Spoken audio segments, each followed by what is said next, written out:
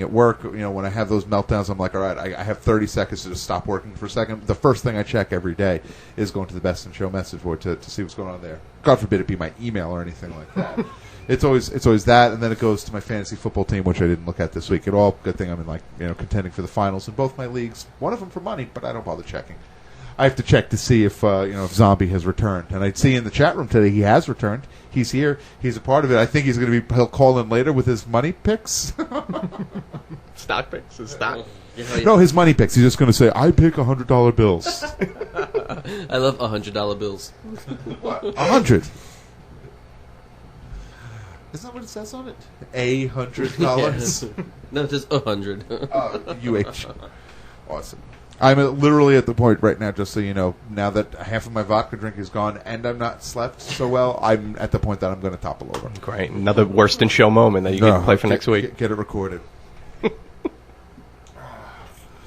Worst moments, I don't know if you want to talk about what's been happening this week with the Manhattan. I was just going to say the Manhattan. I don't even make sense. Oh, no, I wasn't gonna. I actually did. Madison Square Garden this week settled out of court with what's her name? The hoe that Isaiah Thomas talked about. What's her name?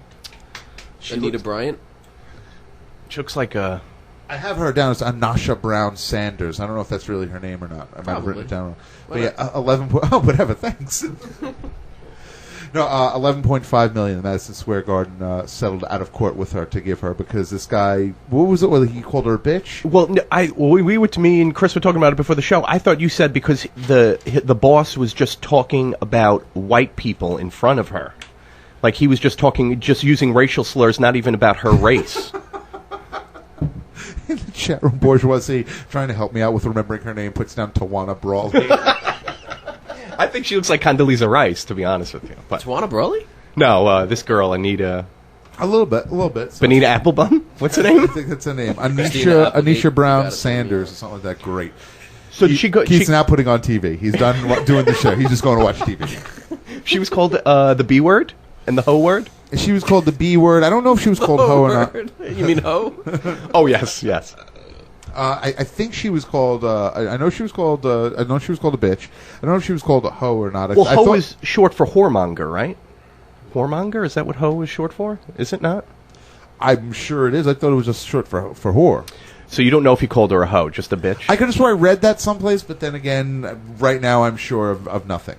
I'm sure that I'm not even sure I'm conscious at this point. You sure? You're damn sure she got 11.4 mil. That's crazy. Exactly. Yeah, $11.5 million, or just about $1 million, for being called a hoe and hearing Isaiah be racially inappropriate towards whites. As we were saying before the show, she heard him say honky. Cracker? I think he was just asking for a cracker. Yeah, exactly. He was looking for a saltine. Next thing you know, the Dolans are paying 11.5 to someone. That's good for her, man. Now good for her. Honestly, why can't I just be racially abused or I don't know, sexually mishandled? Or something along those lines. I would love just to have something bad happen to me that I get money for. Bend over, you filthy guinea. I'm going to nail you. Wait, time out. Why can't it happen for someone that has money? Sue TPX. Hey, Ray, your station's done. Your station's done for. Sunday morning, I was sexually abused. Oh, my God. Ustream. You're getting put into this, too, now.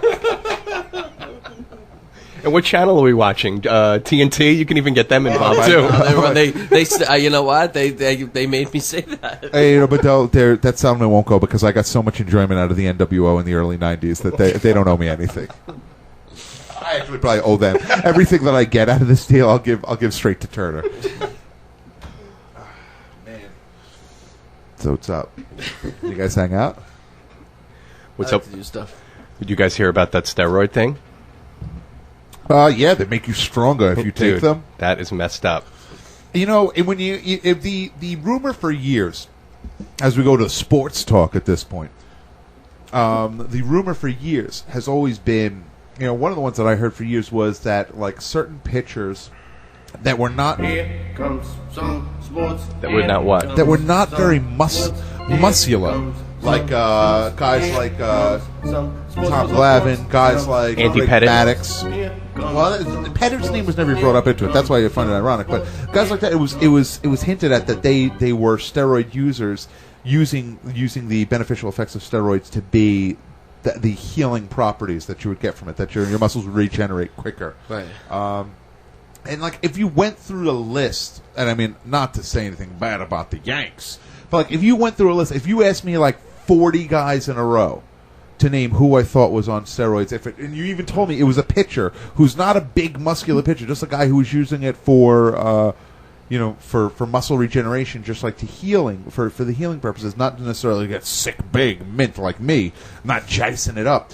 Andy Pettit would have never been on the list. I would have never even thought it, because I always thought Andy Pettit was like a stand-up guy for some reason. And I'm not a Yankee fan. He's a very religious fellow. Did his name come up though? Pettit's name did come up, right? And Pettit has admitted to using HGH. And He's admitted for healing, for the healing, because he got hurt, right? He admitted to using an illegal substance, or a substance that is banned by baseball. And now Clemens, you look at this guy's a 40-year-old dude, and he's huge, like a house. You expect that. And like I said, there are guys that you wouldn't expect and guys you would. Clemens would have been the first name off the top of my Clemens is head. the first name everyone knew was using it, and he's the first one to come out and deny it, which I thought was funny.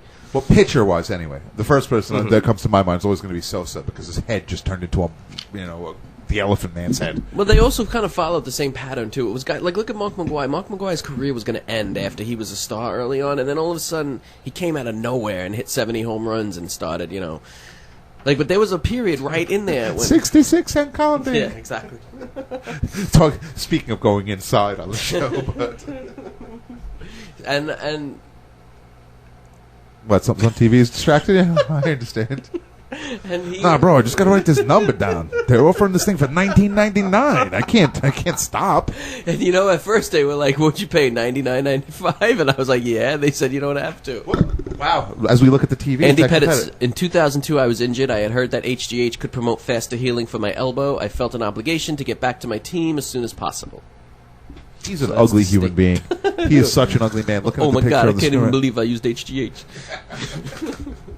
So anyway, yeah, but there was a lot of didn't Lenny Dykstra already admit in his book that he did steroids when he went to the Phillies?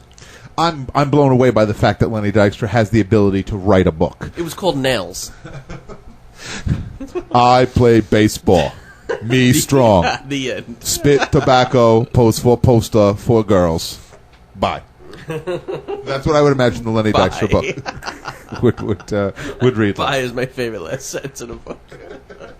Every book should end with bye. Yeah, bye, Lenny Dykstra.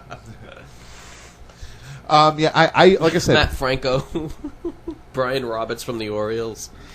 There's Manny Alexander. There was a lot of skinny little guys. Hey, hold on a second. We got something happening here. Oh man, I missed a phone call. I'm a jerk. Todd Hundley.